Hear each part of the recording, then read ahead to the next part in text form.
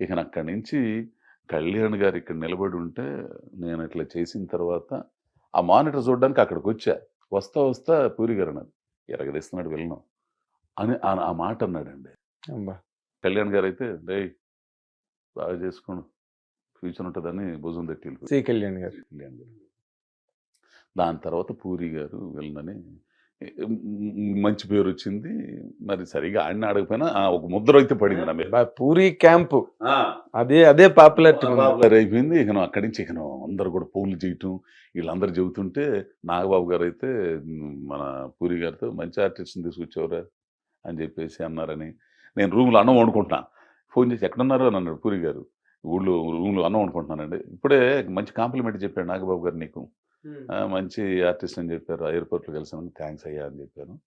ఇక అందరూ చెప్పటంతోనే హమ్మయ్య! కష్టాలన్నీ తీరిపోతాయి. ఎక్కేసాంరా బాబు అనుకున్నాం.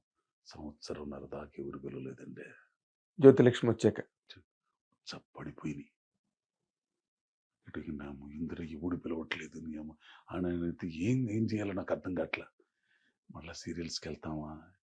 ఇక మళ్ళీ పోతేనే సీరియల్స్ పోతేనే అశోక్‌రావు "ఏయ్ పడక్కడే ఎక్కావు సినిమా వచ్చింది. నువ్వు డ్రామాకు నువ్వు మళ్ళా" అని అన్నారు.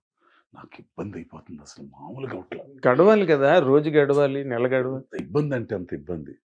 ఆ టైంలో మళ్ళా పూరి గారి దగ్గరికెళ్ళి ఎవరినన్నా కొంచెం చెప్పండి అని అడుగుదాం. పుట్టినరోజుకెళ్ళి "ఏం పర్లేదు ఫ్యూచర్ ఉంటది నీకు. ఏం కాదు. ఇక నుంచి నిన్ను చూసి క్యారెక్టర్లు రాసుకుంటారు" అని చెప్పాడు. అబ్బా! ఆయన చెప్పినట్టు అట్టనే ఇక అట్లా ప్రయాణం బిగిన్ ఇక. మరి ఈ ఏడాది ప్రయాణం బానే ఉంది. ఈ ఏడాది ఈ ఏడాది పడ్డ ఇది మామూలు వ్యవహారం కాదు అసలు. నా కుటుంబం ఎందుకు అవన్నీ భలే మామూలువి కదండి అసలు చెప్పుకుంటే. ఇక అక్కడి నుంచండి తర్వాత ఇక అదే టైంలో విచారణ తమిళ్లో వెట్రిమారన్. అది చూసిన తర్వాత అది చూసి పిలిపించాడు ఈయన సుకుమార్ గారు దీనికోసం మన రంగస్థలం కోసం. అవునా? అతను ఉన్నాడు అతను పిలవండి అని చెప్పేసి తీసుకెళ్ళి పిలిపిస్తే అప్పుడు మాట్లాడడం నాకు ఒక 10 నిమిషాల్లో 5-6 నిమిషాలు దీని గురించే మాట్లాడాడు సుకుమార్ గారు. అప్పుడు అది చూసిన తర్వాత ఇక మాట్లాడి ఇక ఆడిషన్స్ తమిళంలో వచ్చింది మీకు? అది రన్ రాజా రన్ అని ఒక సినిమా చేశా యువి క్రియేషన్ వాళ్ళు. యువి క్రియేషన్స్ వాళ్ళు. ఆ సంపత్ గారు సుజిత్ డైరెక్టర్. దాంట్లో సంపత్ గారు ఉన్నారు కదా విలన్ చేస్తారు. అవును. ఆయన మేనేజర్ చలపతి గారు అని ఒక ఆయన ఉన్నారు. ఆయన నన్ను ఆయన నాకు "మీరు తమిళ్లో చేస్తారా" అని అన్నాడు. చేస్తానండి మామూలుగా అడుగుతున్నారు కదా అనుకున్నాను నేను. ఏంది చేస్తాను ఫోటోలు గిట్టోలు తీసుకున్నాడు ఆయన. సర్లే ఏదో అనుకుంటున్నాను మన పని మనం చేసుకుని వచ్చాం. తర్వాత ఇక ఈ ఒక 2 నెలల తర్వాత ఫోన్ వచ్చింది. "ఒకసారి చెన్నై వస్తారా నేను చలపతిని" అని అన్నాడు. ఏ చలపతి నన్ను మర్చిపోయాను నిజంగా. ఎవరు చలపతి అంటున్నాడు నాకేం అర్థం చలపతి అలాగే మాట్లాడతాడు అనగానే "ఏంటి సార్ ఎవరు ఏంటి మర్చిపోయారు అప్పుడే" అని అన్నాడు. అమ్మా ఇది ఎవడు ఆయన అంటే "నేనండి రన్ రాశారని" "sir sir sir sir sir sir sir నాన్న" అనేసి అనగానే ఒకసారి వెట్రిమారన్ ఎవరండి అని. "వెట్రిమారన్ తెలీదా?